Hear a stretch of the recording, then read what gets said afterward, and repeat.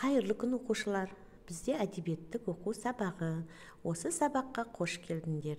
Ендеше оқулықтарыңды алып, сабаққа дайын отырайық. Біз бүгін балалар 68-ші сабақтағы мен білетін салт дәстүр тақырыбымен танысатын боламыз. Сонымен салт дәстүрлерді сендер танып біліп жатсыңдар. Мысалы атап айтсақ, тұсаукесер, бесікке салу тақырыбын өттік. Сонымен қатар ауырған адамның көңілін сұрау, үлкендерге сәлем беру деген сияқты дәстүрлерді білесіңдер.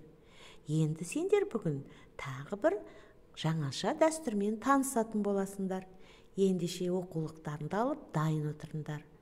Бүгін сен өз бетіңше мәтінді оқисың және оның мазмұнына түсініп, жоспар бойынша әңгімелеп беруің керек.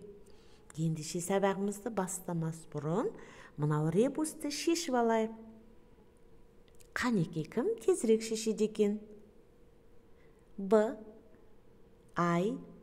Қағаз деген сөздің бірінші буынын қа алып тастаймыз, аны жалғаймыз. Қандай сөз шықты?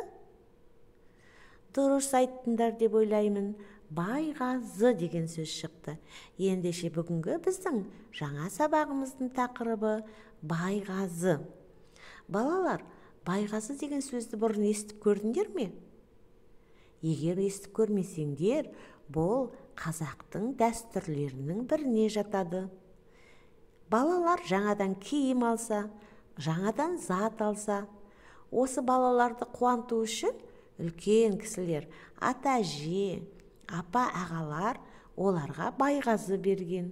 Киімің қандай әдемі, керемет, өзіңе жарасып тұр деп жаңа киімге қалталарынан ақша немесе тәттілерін алып, балаларды қуантқан екен.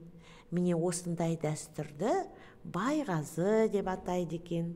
Ендеше сендер өздерің мынау байғазы деген керемет қызық әңгімені оқып таныссыңдар. Егер түсінбесең, тағы да оқы. Оған түсінбесең, тағы да оқы. Сөйтіп, мазмұнына түсініп ал. Одан кейін мынау тапсырмаларды орында. Жоспар. Сәлемші балалар. Әженің байғазы беруі. Нартайдың сұрағы. Атасының жауабы деген осы 4 жоспар бойынша мазмұндап айтуға дайындал. Тіліңді жаттықтыр. Және балалар дәптермен мынау жұмыс жасайсыңдар. Осы берілген мәтінде әженің тілегі бар. Сол сөйлемді тауып алып, дәптерге жазып қойыңдар. Өйткені ол сендерге керекті ақыл сөз. Және байғазы сөзіне анықтама жазыңдар. Бұл жерде байғазы деген не екен? Соған қысқаша ғана анықтама жазасың. Ендеше сендердің жұмыстарыңа сәттілік.